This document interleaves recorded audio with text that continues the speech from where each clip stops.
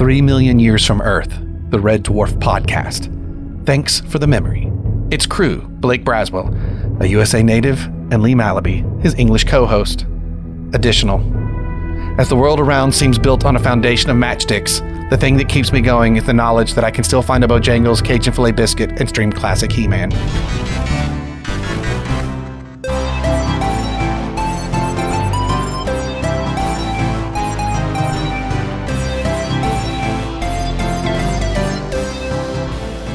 What's up, Smegheads, and welcome to Series 4, Episode 4 of Thanks for the Memory, a Red Dwarf podcast, where we rewatch every episode of the BBC comedy show Red Dwarf and discuss them. As always, I am Blake, with my partner, Lee. Hello, everyone. For all our British listeners, Blake, what the hell is a Bojangles Cajun Filet Biscuit?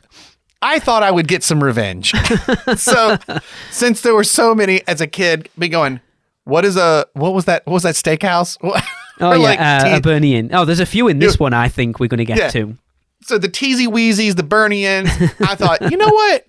I'm going to write a nonsensical additional where one thing you get, probably the He-Man bit, but Bojangles, you will never get. That is a fast food Cajun fried chicken restaurant that's based out of North Carolina. Okay. From where I'm from. And Sounds whenever good. I fly and I fly into the Charlotte Airport hub, I pray I have a layover time to run over and go get a Cajun. And I just thought, this is dumb. No one from England will get it, and that's why I'm gonna do it. It sounds good anyway. So you can feel like I did. But now, if you ever do get a chance to come over and you're in the Southeast, they're Cajun filet biscuits, and then they're Cajun fries, and they're dirty rice. Mwah! Very good. Well, we keep saying that we will visit my co-host from my other podcast who lives in Aiken, South Carolina, so we won't be a million miles away. At some point, we may get up there. Yeah, if you go there, you let me know. I know where they are the whole drive up between North Carolina and Florida. I know where all the Bojangles are. We would plan our trips down for there. Cool. I did discover there's one 30 minutes away from me here in Pennsylvania. One of the few ones up north. Will we drive 30 minutes to go there? Yes, we will.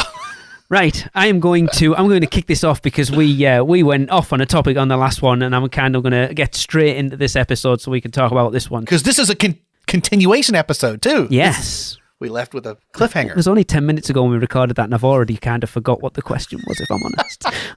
It was, why does it feel? Oh, something feels Yes, different. That's right. Yes, Yeah. I will get there. So yeah, the episode we are talking about today is the 4th episode of Series 4, and it is White Hole, which originally aired in the UK on March 7th, 1991. After repairing Blake's favourite character, Talkie Toaster, Crichton has the idea to restore Holly's 6,000 IQ at the cost of reducing her lifespan, but she instead gains an IQ of 12,000. Meanwhile, the Red Dwarf hurtles towards a white hole, the opposite of a black hole. I mean, yeah. Right, I will come straight out the gate and say I much prefer the original Talkie Toaster voice. Well, I love the old Talkie Toaster voice. However, I adore that this is David Ross, Yes. the original Crichton, having a conversation with funny. current Crichton. I never even realised that. Yeah, I knew it was him, but never put the two together that, yes, Crichton talking to Crichton. Yeah, so I do love, and there's if you want to get nerdy about it, if I was a writer on this, I would justify it. Oh yeah, get David Ross, because then what we'll say is Crichton had to get some of his bits and parts that had broken apart, and he used those to remake. Brilliant. I never even clicked so that's that. why it That's has perfect. his old voice. Yeah. Yes. So, Did you notice when they were booting him up, the company that made Talkie Toaster? Did you see what it was called? was it Crapola Inc.? Oh, yes. And it was suggested retail $19.99. Oh, I British didn't see pounds. that. Yeah, I missed that. That was funny. But yeah, I do prefer the original Talkie Toaster. But this Talkie Toaster gets so much more character time, and I love it. I also love, I wrote this down, I love the opening, the view, like you're seeing them the way Talkie Toaster sees them. Like are we alluding to like his eyes are at the bottom of the toast receptacle, and he, I'm you know what I mean? Like, I'm not sure what we're trying to say about the optical sensors for Talkie Toaster. I think that's very much a nod to RoboCop. You think about the scene when RoboCop's getting made in the beginning one, and you see it from his perspective. I think that's what that is. That's 2 RoboCop references in this series then. I'll be very surprised if that's not what that was about. Oh, man. I'm mad at myself for not picking that out. Yeah. But I love they skew it in just the way to give, like, whoever's talking leaning over like a big, ridiculous bottom jaw and stuff, and it distorts the view. But I just love, like, listeners like, what are you doing? What are you doing? It makes me mental. He goes off on a major wobbler. I love that. But then he obviously explains that he's going to use him as a test because he thinks he can increase Holly's IQ back to 6,000, which is interesting. Like, what is her IQ at this point then if they're talking about increasing it to 6,000? Well, they've thrown out the term like android or computer senility as if like this intelligent computer is left alone for a long time. They get weird or whatever. And, Holly was drifting for, 3 million years. And that has been an underlying thing that like, cause even when Holly did the whole Queeg thing and like, you're glad you've got me. It is like, you're glad you got me because it could be worse, but I'm still not great. Yes. Like it's,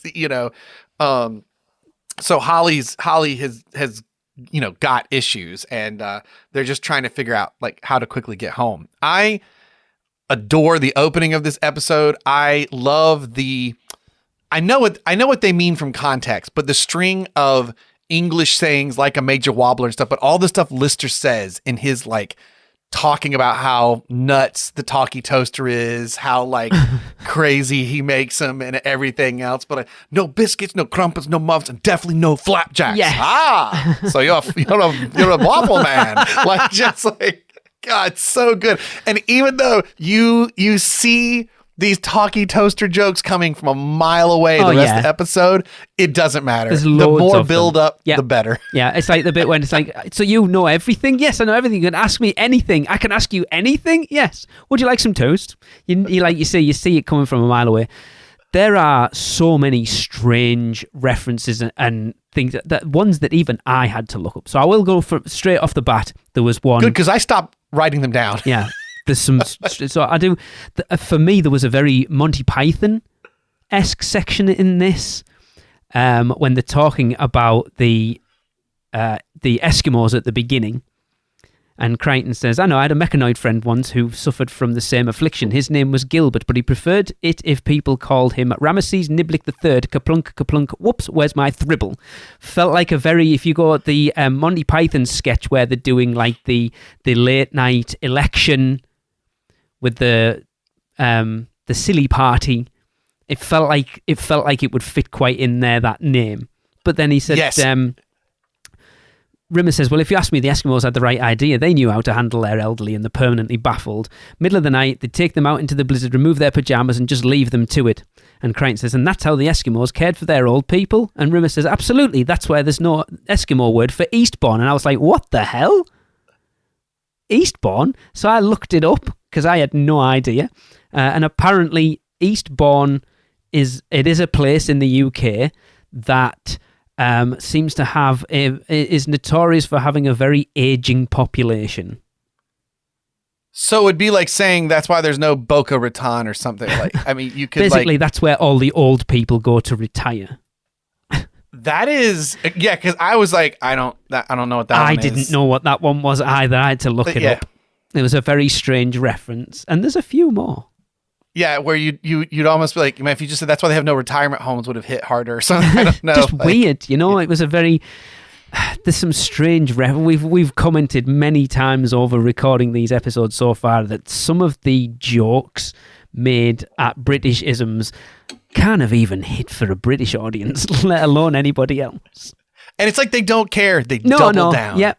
It's very strange. Like, hey, we're getting, because we even said, I wonder if some of these things have changed because, or it was a choice to do this particular thing because maybe they knew the American audience was growing.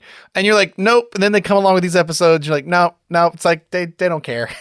It's just the more obscure, the better. But it's weird, isn't it? Because like some of the jokes, we've said this before on Red Dwarf, some of the jokes are really lowest common denominator. Like just sort of, we've literally said it in the last 10 minutes about the talkie toaster jokes you see coming a million miles away, But then they throw in jokes like Eastbourne and Teasy Weezy and Bernie Inn that are just like, who the hell knows that? It's weird. Yeah, it's so bizarre. It would never survive. Again, to go back to our previous episode, you couldn't make this now. No. Because people are like, no, you can't do that. You gotta make the like every joke. Yeah. Every joke has to land. Yeah, to everybody. You couldn't do it, and you would make this version that you might say technically is good, but this crap is what makes dwarf to me too. Some of this stuff too, that's like I don't know what that meant, and I don't get it, but I'm going with it. And that's some of the charm of it that I just love. And, as a kid, this is going to sound so funny. I mean, but sitting there, growing up in Eastern Carolina, and being like, wow, look at all these exotic terms like wobbler. And let's brag the other ones up. So there's a bit when they go into the White Hall and there's like weird time split where one bit's really slow and the other one's like dead fast. And he says, oh, you sound like Paul Robeson on Dope. And I'm like, who the hell is Paul Robeson? Do you know, Blake? I know. I was like, this is going to be one of those legal yeah, but exactly it's an American. Paul Robeson is an American, as far as I'm aware. He was a bass baritone singer from like the early 1900s. Oh my God. Okay, so I've heard him looking at some of these looking at some of the stuff that like his stuff has been in. That's so wild. And that is way too wild of a reference. Yeah, it's very strange. Do you know what's funny? If you look him up, it's a friggin' Lucasfilm. Lucasfilm YouTube is one of from 4 months ago. Okay. A beloved singer who spoke out for civil rights and faced political controversy. It's a historical documentary on Lucasfilm. How wild is that? Yeah, it's one of the first things. Because he died. Yeah, well, so he was born in I think he was born in something like 1890 something, and then he died in like the 1970s. So he had a good old age on him. That's wild. Nope, Very I just strange. Obviously would have assumed that was somebody British. That is a very. How many people are going to get that? Exactly. Exactly. And then, are you aware of what Cinzano Bianco is, Blake? I feel like that's a very British drink. So when it's like, they used to call me Dave Cinzano Bianco Lister. I knew that had to be a reference, but I didn't know. So it is a light, sweet vermouth over here, but it's like, I don't know whether, like what you guys have as those, and I don't want to offend anybody, but I'm going to say like girly drinks. You know those drinks that kids drink to get drunk? So like we have Baby Sham or like White Lightning, like the really crappy stuff. Cinzano Bianco was one of, it was trying to be like this sort of highfalutin, like posh drink that posh people drank, and it really wasn't.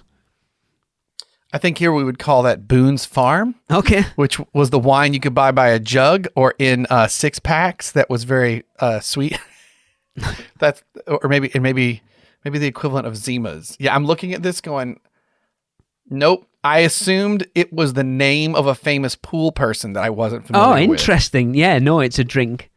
That's hysterical. Wow, yeah, okay. That was my assumption was, this is somebody's probably big playing snooker or something like that. Yeah, I could understand why you would make that reference, actually. It's like, you are like Blake, Magic Johnson, Braswell, I suppose, yeah. Cinzano Bianco, yeah, it could be like an Italian. That's what I thought. Yeah, that makes sense. No, it's not. It's a sweet vermouth. It's a crappy drink that people used to drink. That's hysterical. Yeah, I love that. And then there was another one. There's so many in this one. So going back to Talkie Toaster, and he asks one of them, do you want a cheese and ham Breville? Do you know a cheese and ham Breville? Right. So I've never heard anyone refer to it as this. So Breville is a brand of kitchen appliance over here. And they do a sandwich toast. Did you guys have sandwich toasters over there? Well, wasn't it? I mean, you're talking like the one that was still on the counter, like your little toaster oven. Is that? No, it's like a George Foreman grill that you open up and you put the bread on, And it's like, I can't, it's trying to hard. Yeah, we would do we would get that like it would actually press a triangle into it. So yeah. My grandma made homemade pimento cheese. I don't know if pimento cheese is a thing that's only a southern thing, but it sounds like it is. Sandwiches that way. Yes, and that's what it. That's cheese in it. Yeah, that's exactly what it is. Yes, but the Breville is the name, which is weird when you think now you going back to 1991 that they would actually use a name brand in a TV show. Like now you only do that if you're like sponsored by Apple or, everything has to be sponsored by, yet going back, you just go and say, would you want a cheese and ham toasty? It's a weird place to go to say a cheese and ham Breville rather than a cheese and ham toasty, which is odd. Yeah, when I'm looking these up now is my grandma would make these for us all the time. Like she would make her homemade pimento cheese spread and make these sandwiches like this. With that, it's funny.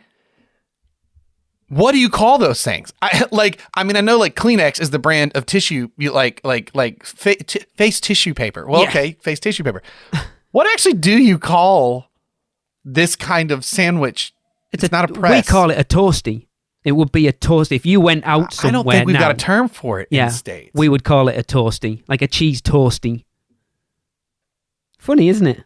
That is weird. Now, see this again. We could do this whole spinoff episode, our show about like. Because it's honest, I've never thought about it. My grandma's like, because what we say is, do you want the grilled cheese sandwich? That's what you and call so she would put it in that thing. Yeah. But I don't know that she would ever say, hey, can you hand me the grilled cheese maker or whatever? Like, I don't know what she would have called it. Okay, that's interesting. And then we also had the ones that were like flat that you could do, and it would just flatten it. But I like the triangle ones because you melted the cheese. It made like and it would like crimp the edge, so it would like a pasty, basically a cheese pasty. And then you would much like a Hot Pocket, you would bite into it, and the molten cheese, because you didn't wait, would spill down and burn you. Yep. Yes. Oh, my God.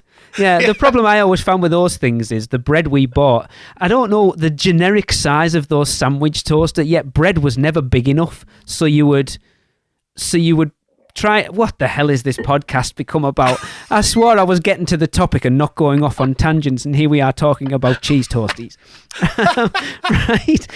So the bread wouldn't fit in the sandwich toaster properly. So all the cheese would like pour down the outside of it. So you'd end up with a cheese toasty that was just like slightly coated on the inside and molten cheese all over the sandwich maker. Yep. But if you took a little thing and scraped up some of that cheese, afterwards, there are people listening to this right now going, oh, hell yeah, I want that so toasty. Bad right now. You get that little bit that squeezed out on the inside and got with that like crispy burnt cheese flavor. That it's so good. Wow. I think I knew doing this show with you, this will be nostalgic. Literally, I imagine myself as a 12-year-old kid with my little 3-dial TV station, moving the rabbit ears to get Friday night, watch the Red Dwarf. But man, it's astounded by how much this show has like peeled back so much, like stuff like that. Like literally, I can smell my grandma's kitchen right now with the like laminate top, and making those grilled cheese sandwiches. Like, oh my God. And it's wild. Not when I watched the episode. It wasn't until you told me what the heck it was. Oh my God. Perfect. Brilliant. Yeah, weird. It's weird. Like I swear this would be a fun live Q&A show to do with the right people, I think. Yes. It's funny again, though, isn't it? That we've talked about how we feel that Red Dwarf has evolved, and potentially because it was starting to get a more international audience, that a lot of those deep cut, like a Teasy Weezy or a Bernie Inn, have kind of gone by the wayside, but yet we're still going all in with these weird, very British references. They somehow like stood their ground on, this has been part of who we are from the beginning, and we will not let this go. Yeah. And I will say I think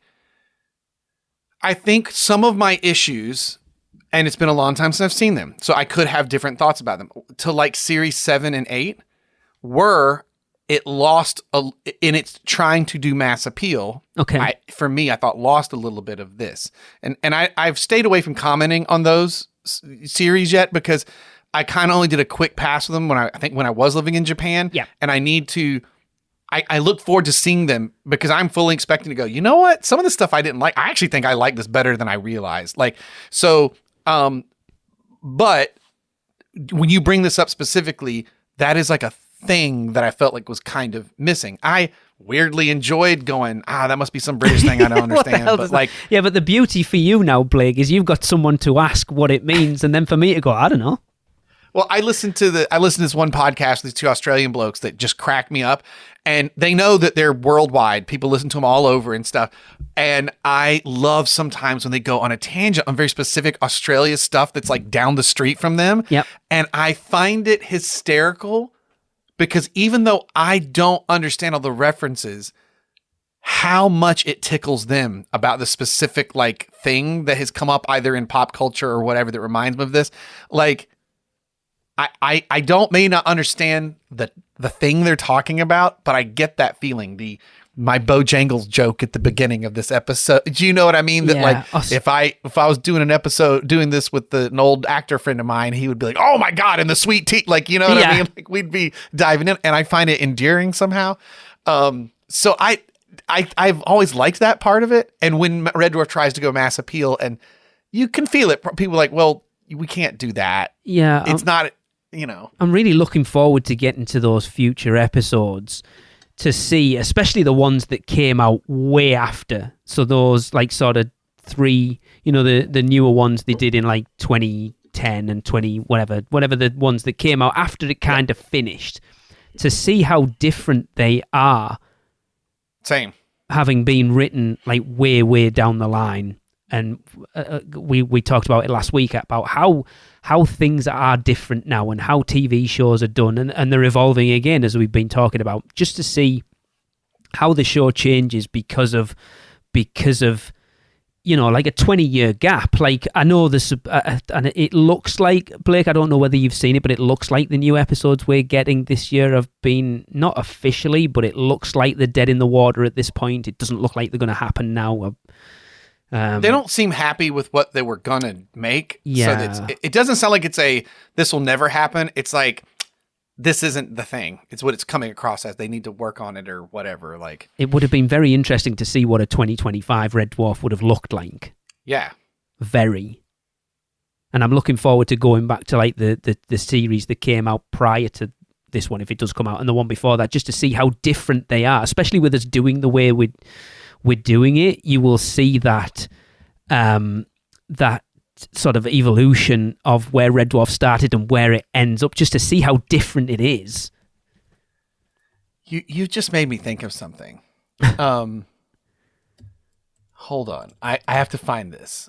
When did American Red Dwarf film? Interesting. I'm looking forward to doing an episode on that when we're finished. You've made me think of something. We said when we got done with all the stuff, like you just, all the ones we haven't seen all the way through the 2020, I think there were 21. There was one. Yeah. We're going to go back and look at the failed Red Dwarf American pilot, which I'm hoping we can find a YouTube or something. I'm sure we can. It's on YouTube, but it's terrible. I might have a look with there's two elsewhere, and I feel like there's two versions, right? Because they changed something. I feel like we read about it somewhere where like they made some alterations where, I don't know. Anyway, I'm almost wondering, a documentary about the pilot titled Dwarfing USA was released in 2004. Wow. Okay. This was filmed in 1992. So you know what this makes me think? The American pilot was filmed in 1992. Yeah, so we're in 91 with Series 4. Okay. Does Series 5 and 6 go 92 and 93? I'm not sure. Because if it does, I almost feel like, because there's another like tectonic shift in the show after Series 6, right? Kind of like how there was after Series 2. Makes me wonder if we shouldn't look at the Red Dwarf pilot at the end of this. Because we'll be close to when it was. Do you know what I'm saying? Okay. Like, and we can because we'll be able to compare it to what we're currently watching. Because the interesting thing is that thing's films when Red Dwarf is in this new era of series, 4, 5, and 6, a bit more bigger budget, some but yet, if I remember the pilot correctly, it's pretty much the original The End for the most part. Okay. So yeah, Series 5 came out in 92, Series 6 came out in 93. So yeah, after 3 and 6, I wonder if this filmed in 92, if we shouldn't go back. And because I do think that a height of popularity for Red Dwarf was 5 and 6, like a lot more people had come on board. Because I'm just looking now, there's a substantial jump between Series 6 and Series 7. So Series 6 was 93, Series 7 was 97. Then because Series 6 felt like the end, to be honest. Then Series 8 was 99. Series 9 was 2009. There was a 10-year gap between 8 and 9. Then... I don't think we should wait. I think when we get done with Series 6, because this would be of the era... No, it'd be this series, surely. When we finish Series 4, if it came to 92. Or maybe Series 5 then, between 5 and 6. But if they're filming in 92, that's not when it would air. See when it Do you know what I'm saying? All right, yes, okay. Yeah, okay. So after Series 6. If they're filming in 92, my assumption is they've written or maybe even producing Series 6 at this time. Do you know what I mean? Yeah. And then we can sort of close out this era of Dwarf, because this is the one, Series 1 through 6 are the 88, 89, 91, 92, 93. Where they it's are coming out every compact. year. Yes. Yeah. Okay. So this we should probably look at then. Okay, that makes sense. The only thing it made me think about was all the stuff we're talking about was I started thinking you couldn't, like if I was writing a Red Dwarf and you said, Blake, make an American version and throw in weird random American, it was deep cuts to try and be like the British version, but American. That will be interesting. But I'm saying, for me watching it, those Britishisms, those weird deep cuts and things are such a part of it for me that it's why I think making a modern one, it's harder. It doesn't work as trying to be mass appeal. And that's probably beyond just the cast. I mean, it's lightning in a bottle. They got the cast they got for Red Dwarf. You can't imagine anyone else doing it. The American one, just the personalities. So here's what we're going to do. We're doing live housekeeping on air. After we finish Series 6, we need to watch the American Red Dwarf, and then we'll talk about it like we do one of these episodes. Mm-hmm. And then maybe instead of rating it, because I don't think, well, maybe we can rate it, but we should also give it like a 2. If we had to make our American Red Dwarf right now, who would we cast? That's what we should do. I like that idea. Yeah. Interesting. Oh, it's just, I just got excited because I think this is one of those things I downloaded in Japan and went, what the smack is this? Like, the this thing does not is, work. The weird thing is, it is very rare. We're really going off on tangents again, aren't we? It is very rare for British humour to translate to an American audience. So it's like if you look at something like The In-Betweeners. I don't know if you watch The In-Betweeners. Yeah. Did they do an American version? Yes, it's terrible. It's terrible. It just doesn't work. Like, you can't take... Like, The In-Betweeners is so quintessentially British. But Shameless, I think, kind of works. So I've not seen either of them, to be fair. Because it's different. And The Office, I think, worked because the American Office chose to become something different. Very true. Yeah, I actually prefer the American Office over the British one, if I'm honest. Coupling did not work. I've not seen either of them. But as a rule, it's like British humour. It's funny because a lot of Americans don't... Like, British humour doesn't generally translate to an American audience, whereas American humour translates quite well to a British audience. So you find the people that enjoy British humour are people who have grown up on it, or who have friends who live in the UK, or who have visited. Does that make sense? Yeah.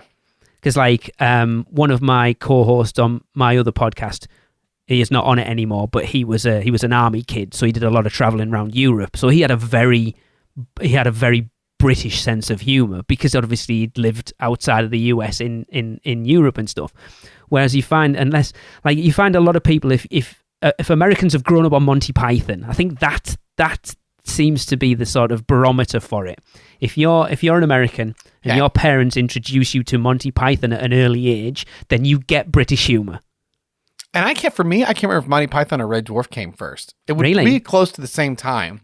But I loved sci-fi, and you couldn't just find it anywhere. So when I stumbled across Red Dwarf, I was like, I'm watching this. Oh, this is a funny it's like funny science fiction, which was, it's funny now.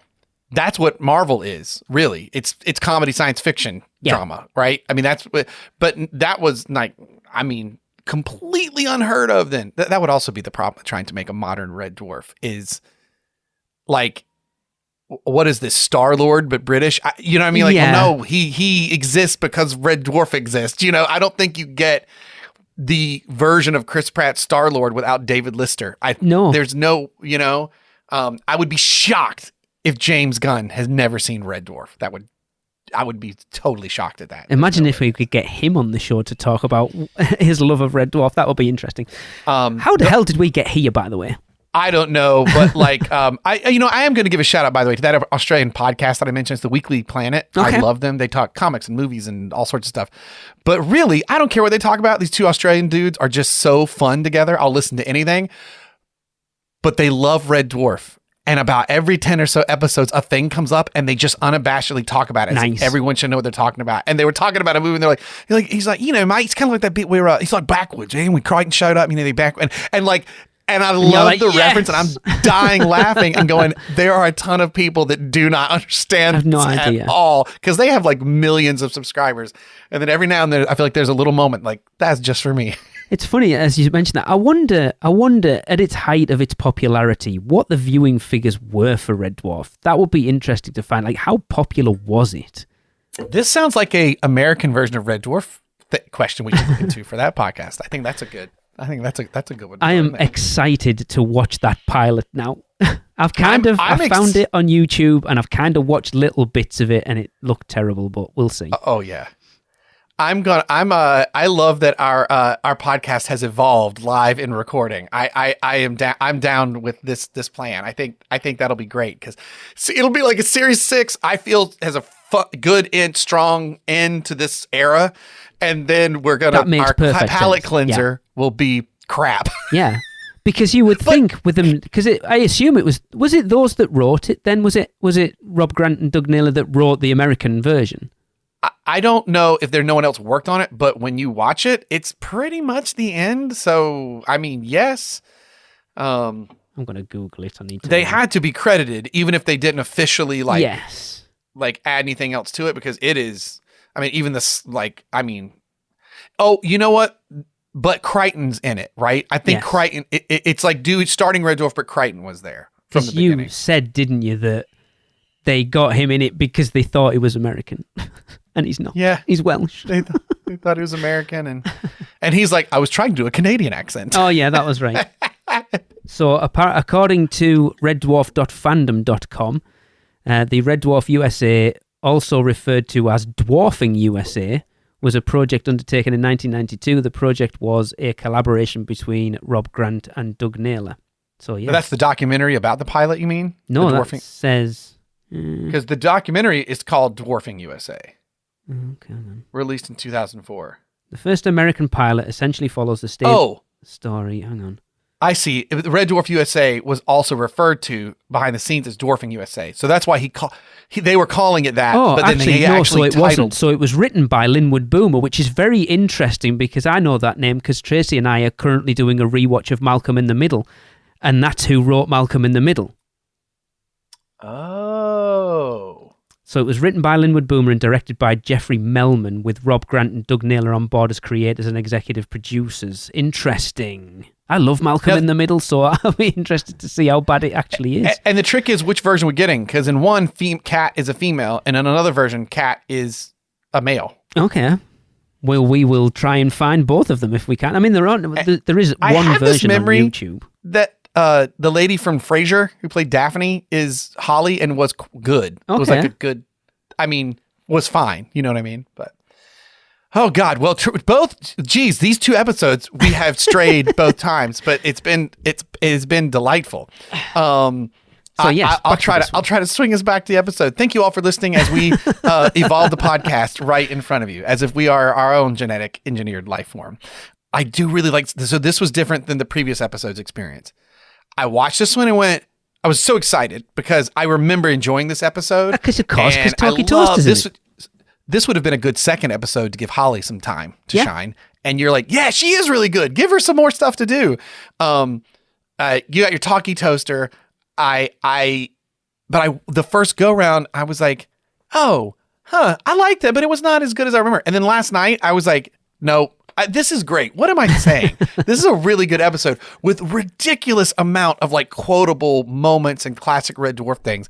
I love when they cut the machine on that gives Holly now, instead of 6,000, a 12,000 IQ. And I adore the first like up boatload. It's like 64 IQ.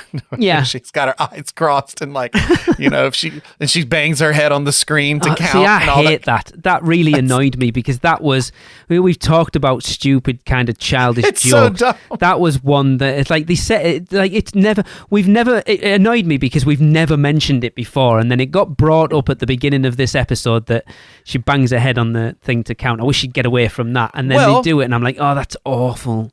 Now imagine a world where this is your first or second episode and we don't know how much time has passed, right? Like, and I think that's the thing that we don't, when you have to watch these weekly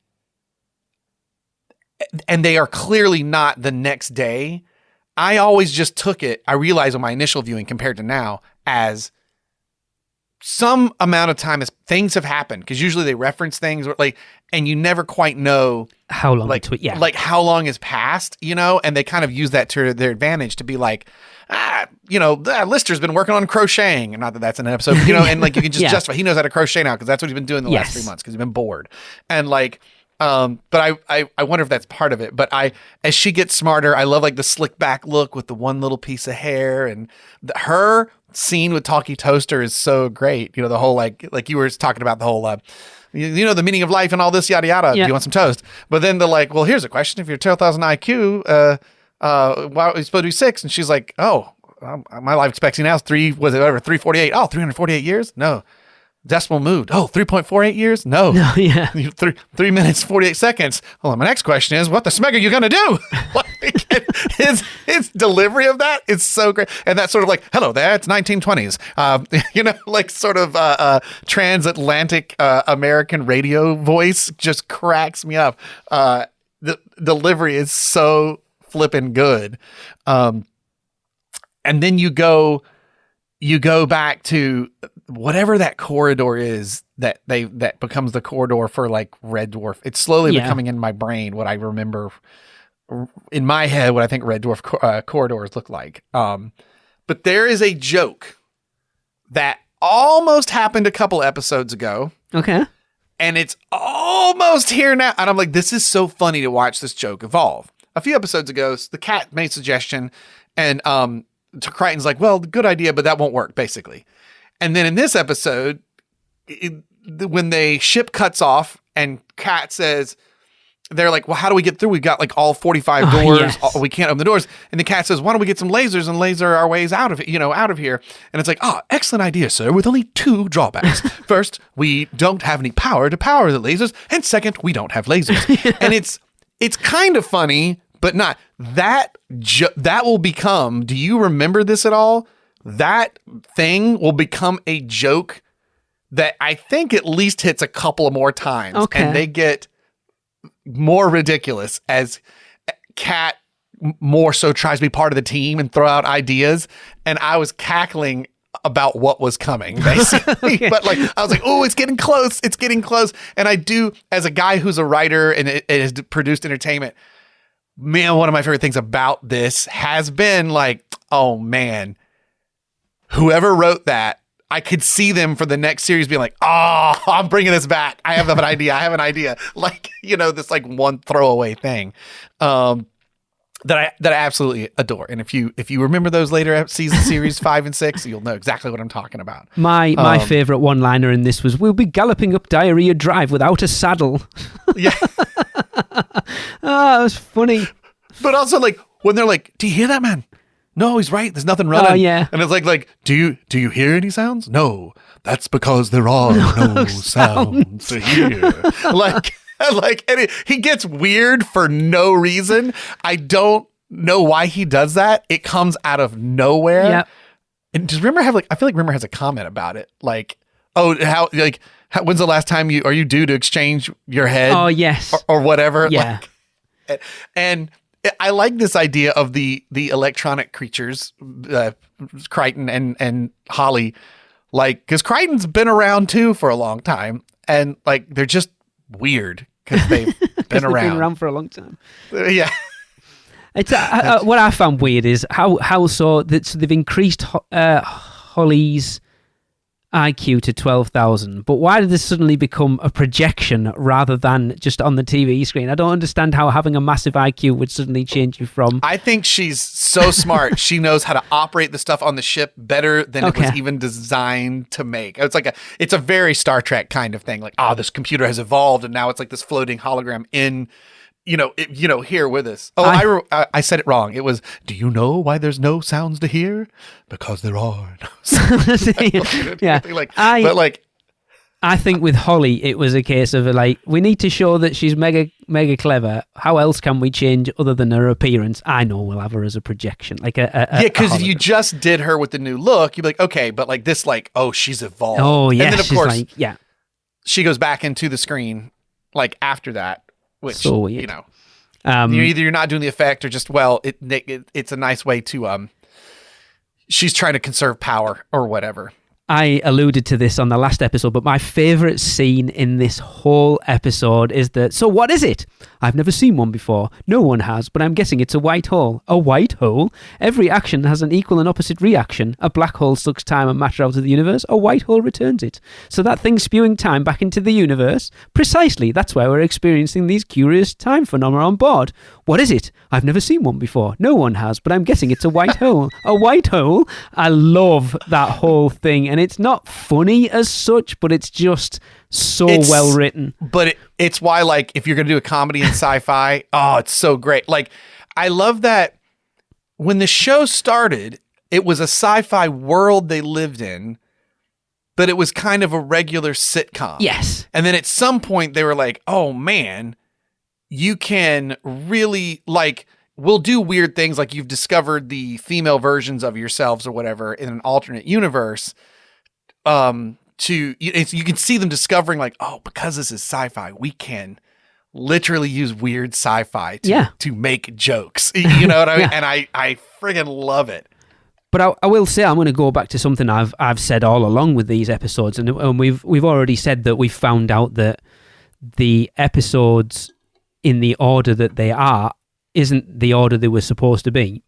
And I've always said that at least for the first 3 series, that they kind of fell into the formula of big sci-fi concept, smaller sort of character-focused episode. And these 2 episodes, Justice, and this one, yes, they're they're surrounded by a big sci-fi concept, but they're very character-focused and character-driven, which follows me on to the question you asked at the end of the last one.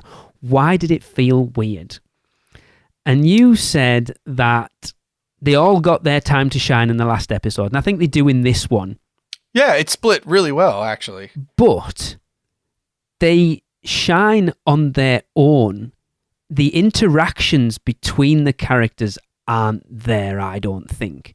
I said this on the last episode, that what we fell in love with Red Dwarf was that relationship between Lister and Rimmer. And for Holly was in and out, usually kind of like Kat was to tell a joke, and the same with Kat. So the whole premise was Lister and Rimmer. And now they've made Holly a bit more of a character, and Kat's more of a character, and we brought Crichton in, who is definitely he's gone from a nobody to like the third member of the main cast. So the main cast was like Lister and Rimmer, and then your side characters were Holly and Kat. And they're still that. But now you've brought Crichton in, and Crichton has become, it's now Lister, Rimmer, and Crichton. Crichton is very much a main character. And it's lost some of that interaction between, primarily Lister and Rimmer. They don't have that same relationship anymore that they did have. And do you remember well all series series 6, because I can't remember if it's 5 or 6, but there will be a change that forces that dynamic to alter, so that they do interact more with each other. Because it needs to. It's funny how, and I don't. So you don't remember that? No. There's a cast thing. Okay, well then we'll just wait till we get there. But there is a cast thing that will. It's one way to handle what you're talking about. I think I remember reading something in the trivia for this episode or something to do with Rimmer, but I don't remember it. But anyway, we'll leave it there. But I think that's why I enjoyed series 1 and 2 more, because it was like I love Crichton and I love Holly and I love Kat. I love Norman Lovett Holly more than I love Hattie Hayridge Holly. But my love of the show was Lister and Rimmer. And by adding in all these other characters and trying to spread them out, I think they all get spread sometimes a little bit too thin, and then you've lost, like I say, you've lost that relationship between Rimmer and Lister, which is what the whole show was predicated on. And I think it suffers a little bit because of it, in my opinion. I'm not being negative. I'm still enjoying watching it. But it's not what it was, and I think that's why I love those first 2 series more. And it's funny because I'm like, I enjoy the first 2, but I know why. When I was able to rewatch them, I skipped over a lot of them because I was like, I want to get to the stuff where it's the whole gang. Yes. And because like that was my like that was your Red Dwarf. Red Dwarf. And yeah. It is like if you told me, Blake, remake Red Dwarf, I would do what the American version did and say, well, Crichton from the get-go. Like somehow he is like part of this, like from the get-go. Somehow well, hey, he's got makeup. Can we just keep casting him? Doesn't matter. He can still be sense, yeah. Well, there is. I understand what yes. I still can't quite put my finger on it because I don't disagree. I don't disagree with you that it's you know what it is? You know that thing where you like, I see a problem. I'm going to fix it. Yes. And then you go, oh man, the fix isn't wrong, but it has rippled some things that I didn't anticipate. Right. And to me, that's what Series 4 is. And this version of Dwarf, for me, locks in very hard at Series 5. Where it's like, we figured out how to, like, you know what I mean? Like, make this work a bit better. Do you think that's a good thing then? Like, we've talked about the length of the episodes, that there's only 6 per series. Sorry. Do you think if they'd have gone down the route of doing, let's say, a 12-episode series, that those things wouldn't have been... You would have potentially have had like a series 4 where we've gone, this series feels a little wonky because they're still trying to figure things out. If it was a 12-episode series, that you would have got 12 episodes of, this feels a little wonky, we still haven't figured it out. But I disagree. I actually think there is a charm and an advantage. Well, everything has an advantage and disadvantage, right? Like, you're right. Like, you could maybe do that, but I still think you're looking at slow progress, right?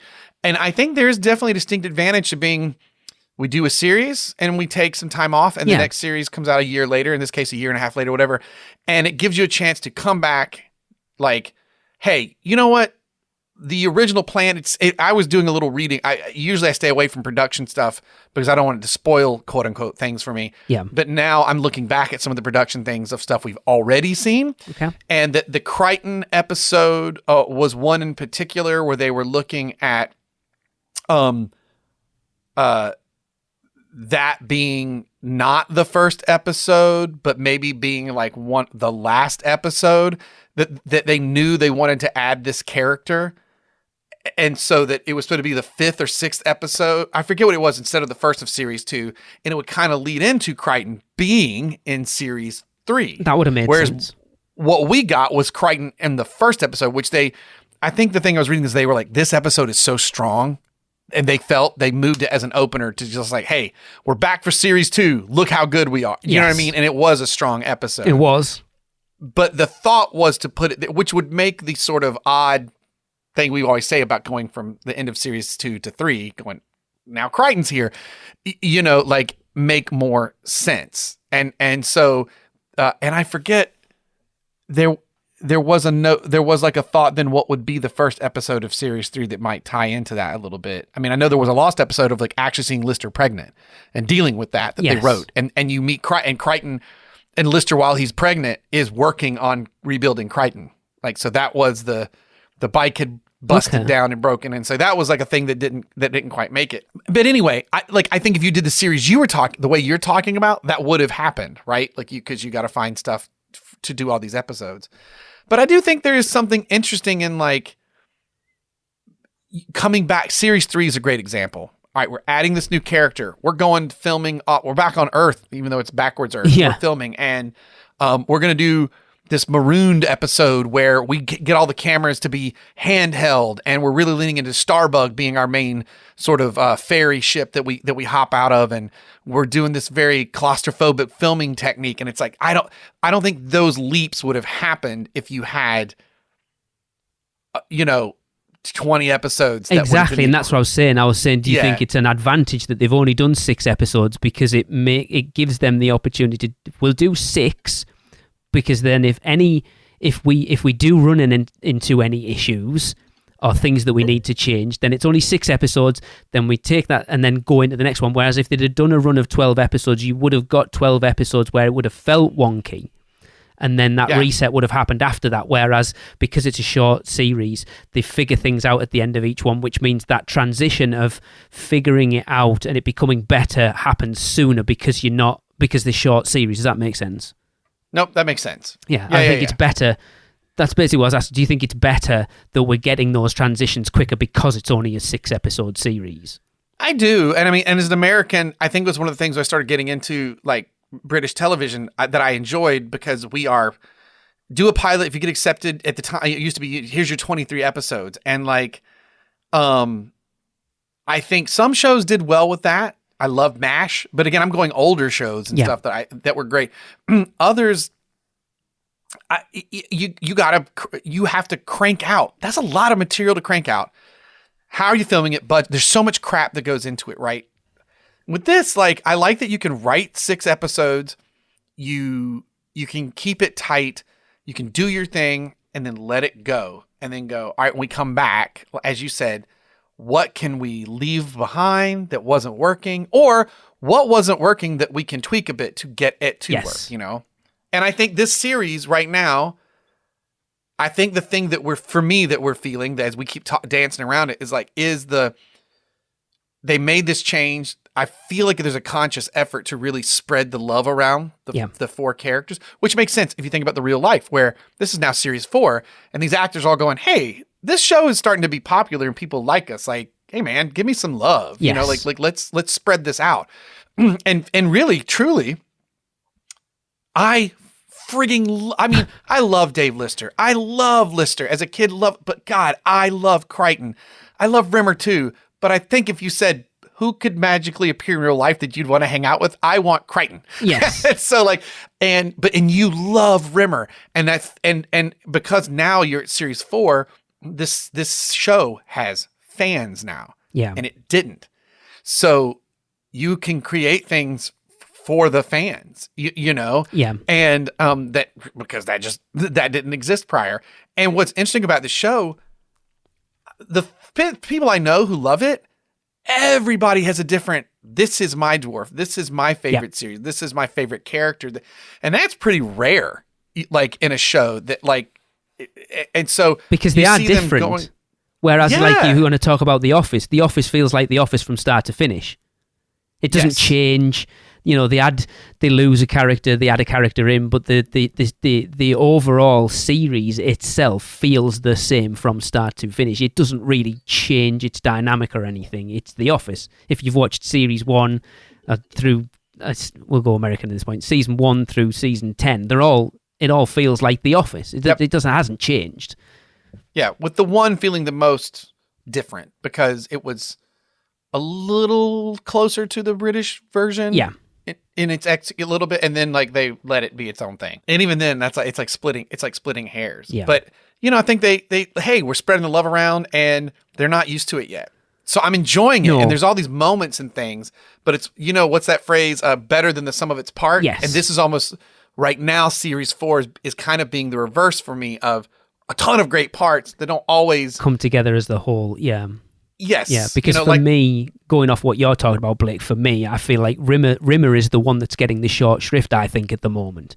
Even when he's a big part of the episode, like the last one, he doesn't get... Could you imagine, though, a world where somebody got into Dwarf later and went back to watch and went, oh my God, enough Rimmer. Yeah. I want to see... Do you know what I'm saying? But I love him. Is such a... He's almost runs away with the show in series 1 and 2 when you start to find out about his past and stuff. And I don't mean in a bad way, mind you. I just mean like it naturally feels like that character just drives forward. Yeah. You know. But a lot of what you love about the first is Rimmer being a dick. And he's not as much of a dick anymore, and I miss that. It's coming back. Like it's not. You get a few little hints every now and again, but he's not sniping. He's not sniping at Lister as much as he used to, and that's where a lot of the comedy came from. Yeah. Yeah, his snipes are a bit more spread around. Yeah, like you go back to a couple of episodes when it's like what was it? Something about Lister saying about Crichton, like he thinks that being human's the be all and end all of it, and I just don't see it. And he's like, don't knock it till you've tried it, Lister. Yes. Well, and this episode does have a moment of that in the we got to talk to Holly. Lock her so she doesn't cut herself back off. I've got this. Oxygen low, yada, yada, so-and-so, power for 2 months. And she's like, I don't know what you're talking about right now. Yeah, and then she just stops. She goes, oh, what you're a complete smeghead, aren't you, Rimmer? You're a real smeghead, aren't you, Rimmer? And it's so driving at him. He's like, oh.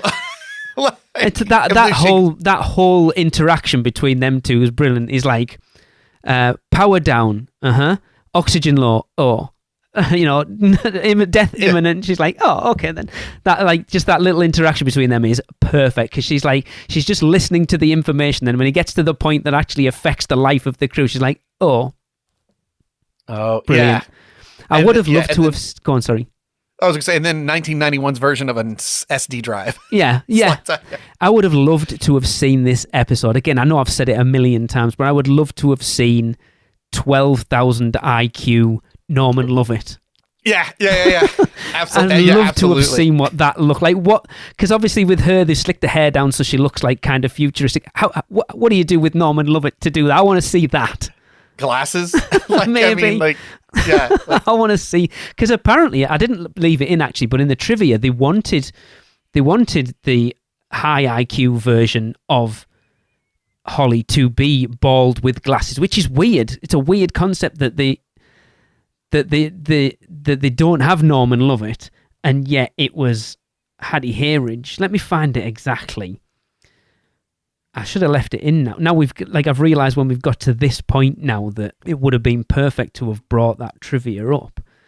Yeah, because they wanted to make, and I think of like Cassandra Nova from like the new Deadpool Wolverine movie, and like that kind of vibe. I could see what they were going for with that, like what the thought was. So, but yeah, they wanted her to be bald with glasses. So the new super intelligent Holly was visioned to have a bald head and small spectacles. This was changed to just having her hair smoothed back. To film the new look, Holly Hattie Hayridge was filmed in front of a blue screen wearing a blue polo neck. This allowed her disembodied head to be superimposed into the episode footage. Obviously, that was the hologram thing. This is why you got to love makeup and hair people. It's not just a slick back hairdo. It's that one piece of hair. The Superman that's curl. Like almost the Superman. Yeah, but like I love costume and makeup people. Like just they're so good. Like it's the little touches. Speaking of good Rimmerisms though, I do love the Crichton you'll draw too much power. These guys could live for 6 months instead of 2 if we cut off your hologram projection unit. I'm sorry, sir, but as it says in Space Directive 443, holographic life form must lay down its life for living crew members. Well, you forget the Rimmer Core Directive 713, no chance, you metal bastard. Yes. Like, it's such a great, like, and there's Bear's old Rimmer back. You know what I mean? I think like it's funny how you're right. Like you're like, oh, you're not seeing it as much, but then like the moments it does happen, it almost points it out more because like, oh, there we go. True. You know, but then there's like, a catism straight after that one. It's like, I would do the same. It's like, what? You would lay your life down for the crew? No, I would lay your life down for the crew. Flawless. and that though, that's what's missing more of. Yes. Like that, just like that back and forwards between them. Yeah, that whole sequence is so great. Classic Cat, classic Crichton. I mean, like, yeah, it's and again, you know, you see it there, and I just as it was intended to watch, and you catch it on the weekly, and you're like, so good to see these guys back together again. And then 6 weeks go by, and then you don't touch it again for 48 weeks, and then another series comes out, you know, and it's so hard to not critique it or try to critique it in that format as opposed to how we're watching it. You know, it makes me, you know, it's interesting. I will never look at older TV the same again after having done this show, you know, because you realize how much we're skewed on how we're able to see things these days. Especially when you look, we're like 30 years removed, 34 years removed at this point. That's a long time. So this also gets to, I believe this might be in book 2 of the Red Dwarf books. I found one of my books. It's not the first book, so I didn't start reading it, but I found one of them on my move. But Playing Pool with Planets. A classic Red Dwarf. And you know what's funny? Forgot that it was in this episode. All right. This is, again, one of those moments, a thing that's burned in my head. I mean, literally, this could be any episode where they need to destroy some kind of a space anomaly that this would happen in, right? And I forgot that it was part of the white hole because Lister playing pool with planets is a big thing. So we are slowly, we've touched on this already, but like this like ultimate anarchist, like, he claims more of an agnostic than an atheist. Yeah. Lister, they keep giving him, here's a little subtext for you guys, beyond just being the format for the god for the cat people as we encountered in series 1, they keep giving Lister things that are godlike, but they aren't talking about it that way. I've never considered that. I love it. And it's a little thing that they will kind of pay off, not like in a dun-da-da way, but like just like it's like an interesting through line with this character. Like he's like, I'm playing pool, but no one on the outside is sitting there to do the magnificence of, do you know what, like that's what you did. It's amazing. And I know it's a comedy show, don't get me wrong, but Lister is this like super ultimate, like agnostic, whatever and he, no, I'm not frying pantheist. There you go. But he, what he does is like a godlike thing. It's wild, right? But they keep giving Lister stuff like that I just love. That, and he doesn't really take it on, you know. But this whole bit of playing pool as what was it, Bianco? What was the name of that drink? Cinzano Bianco. There you go. Is so great. I love this moment. I love the whole thing of like this doesn't work. Well, of course it doesn't. This is the craziest bit of whatever astronomical that's ever been devised. And he's like, no, she's ripped. It's a felt ripper. Yeah, it's a felt ripper. I love that. Off the table. Yeah. You're going to end up in someone's pint beer. like it's so great at this whole moment. And apparently, I maybe on sometimes when I was getting those versions in Japan, I remember seeing what they talked about, that there's now you can see the deleted scenes of, they filmed really cool practical models of the planets. Okay. You see them for a second in here, but they actually did a really cool thing that they didn't have time to finish up all the post-production on. But I think on the DVDs you can see like, interesting. This effect actually is pretty cool. And it didn't make it, that's why a lot of it you're seeing is animated like on the computer screen. And then there's a little bit of the practical models hitting each other. But love this bit and love the whole, like, what are you doing? And it's like, I'm drinking and I'm like, I will totally kick your ass in darts, but I need 2.5 beers at 4.8% alcohol. And whatever that slight, as what does he call it? I'm not going to get pissed. I'm just going to get nicely drunk. Nicely drunk. Nicely drunk. Like, is like, whatever that is, I become the best pool player version of me and or darts player of me. Whatever that 2.5 is. And you you got to figure out how to ride that perfect line the rest of the time with whatever else you drink. To like, yep, right there. A little less, too much more, I won't be good anymore. And I love that. I'm not going to mish. What did you say? Yeah. I'm not.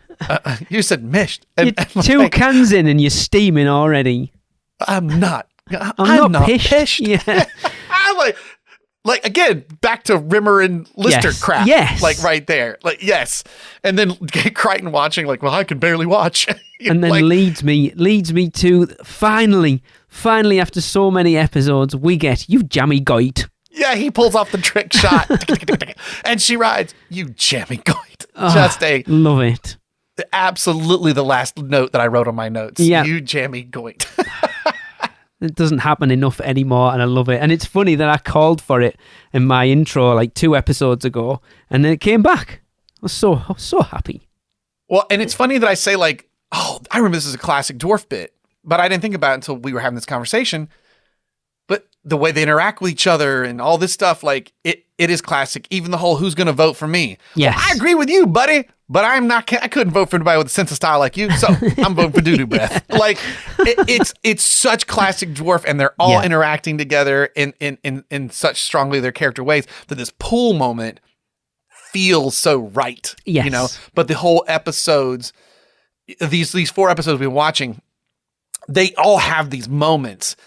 They don't necessarily encapsulate the whole episode. No. As much. Yeah. And it's weird that for an episode titled White Hole, the white hole doesn't come into it until about 2/3 of the way through. It does. No. Yeah. This idea of random, and even in that joke about the random time, it's so good, and they never come back to it. And it comes out of nowhere, though. That's the thing. Like, you start off, it's all about giving Holly her IQ back. That's the episode. And then suddenly, out of absolutely nowhere, this white hole turns up. For what purpose? I'm trying to think now. The purpose of the white hole is just to undo everything that's been f***ed up before that. Yeah, you got to undo everything to save Holly. And you need some kind of ticking time bomb beyond just that she's only got so much life left. Yeah. Yeah. And I do love this moment of, well, we did it. Time is going to rewrite itself and we'll blink out of existence, which allows me a moment, sir. Yeah. And then Crichton's like, save it. So good. Like friggin' amazing. And again, classic dwarf. And I think in my brain, that's why I strongly remember this pool scene and didn't attach it to the 12,000 IQ Holly show episode. But then it was more about that. The whole pool thing is going to play in later as well because of how much pool is part of Lister's backstory. Not necessarily the game itself, but, you know, the thing it's played on. They keep dropping hints. little just little stuff cool. That now I'm like, before I thought, I don't know if they are intending this, but I think now, as they feel like they're going to be able to do more of this, they are kind of layering in these little things. And that goes back again to you saying about its popularity, that we've reached a point where we are 4 series in now, and it has got fans, and we're obviously at a point where it's popular enough that we're going to start making an American pilot. So realistically, as a writer, you think we're going to get more series of this now, so we can start layering in things that we can pay off in the future. Yeah, and they even get to, in the next couple of series, they know what people like about Red Dwarf and literally either reference back or, like I said, this is the beginning of the good, excellent idea, sir, with only 2 slight drawbacks. Like, they'll bring that back and it'll make people so happy. And like, for us, it'll be weird watching it quickly back together. But if you think about it, it's been a year and a half and this moment comes back, you're like, it's, it's like the first episode of series 2 of Seinfeld. And the first time Kramer walks in and the studio audience goes nuts. 'Cause, you know what I mean? Like it's got, they can start doing that stuff. Yes. And they, because the show's been around enough. So, well, where does that leave you as a rating? Because I have oscillated between being harsher and then actually walking away quite liking this episode. So I liked it, and I enjoyed it more than the last one, which makes me feel that my initial rating was harsh because I had it down as a 6.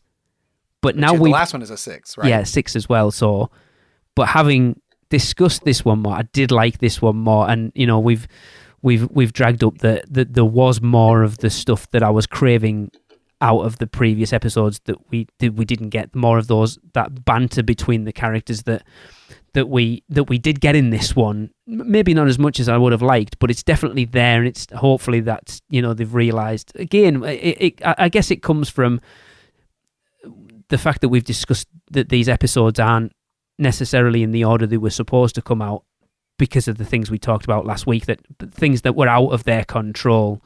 And I do remember these next two are strong that we're about to hit. Yeah, which finishing a series out with two strong episodes, it's a difficult one, isn't it? Because you want to start hot out of the gates and you want to end on a high as well. So, it would have been interesting. So I am gonna up it. I am gonna give it a 7 because I did really enjoy it, and there is some really funny moments in there, and it does play around. Like I've alluded to it before, where I do like future echoes and thanks for the memory. That messing around with time is something I really do enjoy, and even if it's just that brief little bit, what is it? It's a white hole. A white hole. Like, I love that mess up section there. So yeah, I'm gonna give it a 7. I think. I did the same thing. I was 7 on the last one, so I went 8 on this one. Wow. Yeah. Because I couldn't, I don't think I could do this the same as the previous one. I'm way harsher than you are on these things. Yeah. Well, and again, I have a love for what's coming. So I see the seeds. You know what I mean? Yeah. And so probably unfairly, I'm like, no, I see where this is going, yeah. and I like it. So, okay. So I haven't got that because I don't remember the future ones that well at all.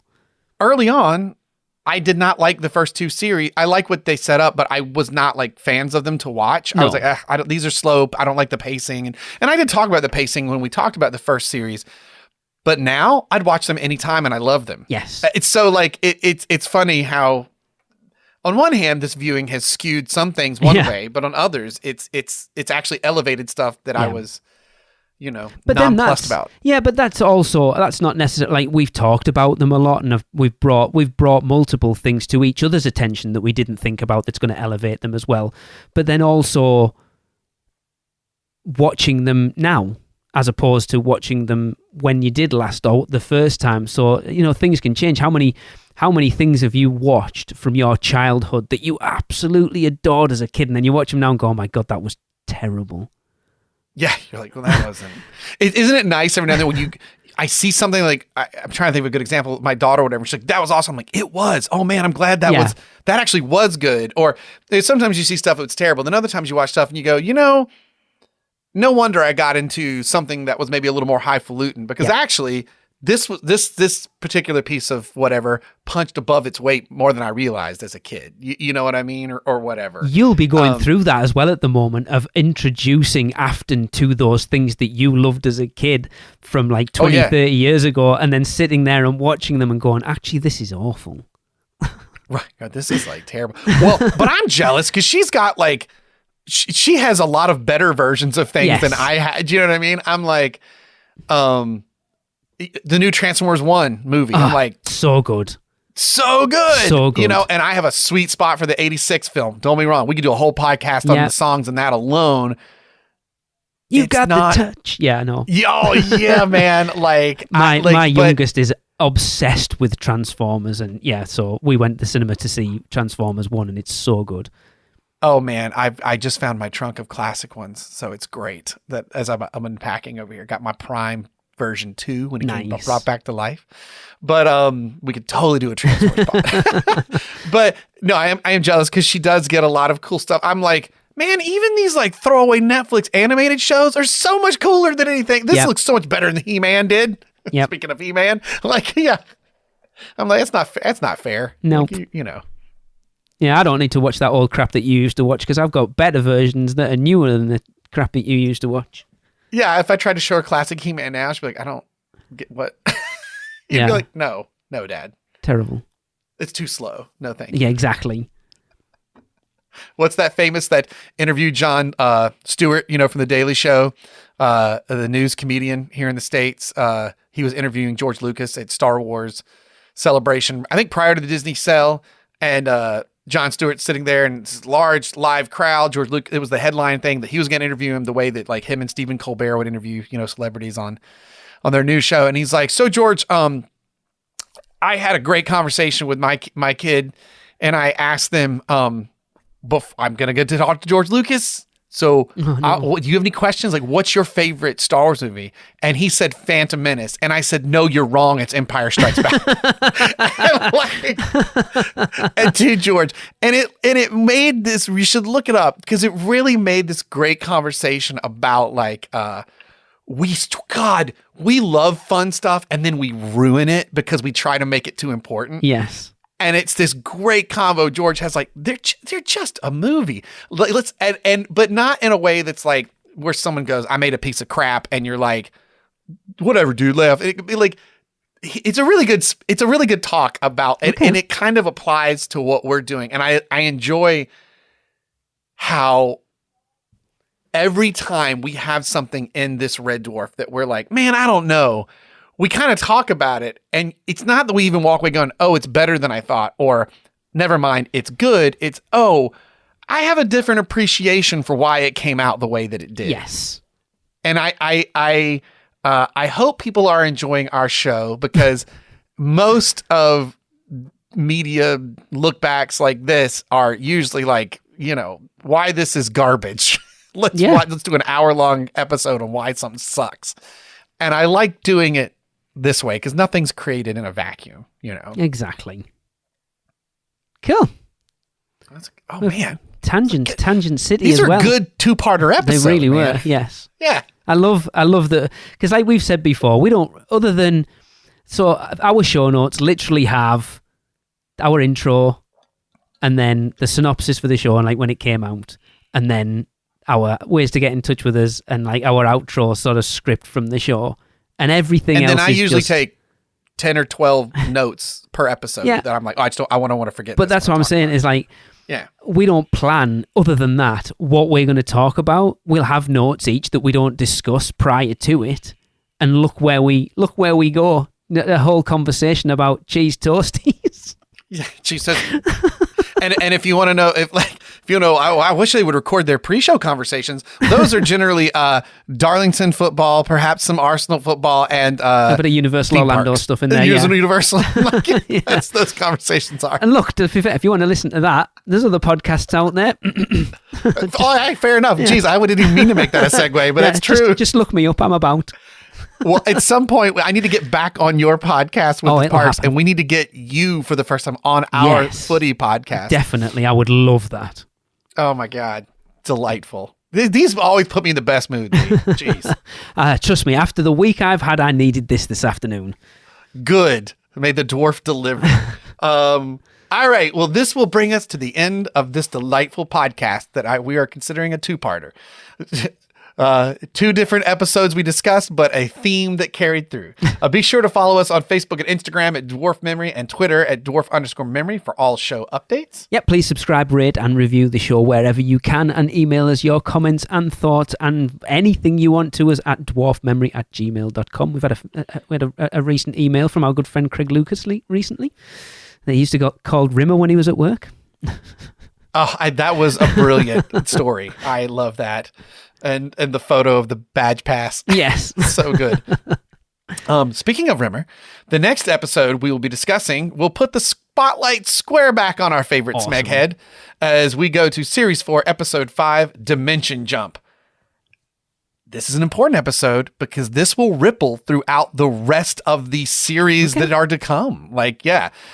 So make sure to watch before you listen to that episode. Hey, what's going on? Where are we? What happened to that plan to make me brilliant again? Of course.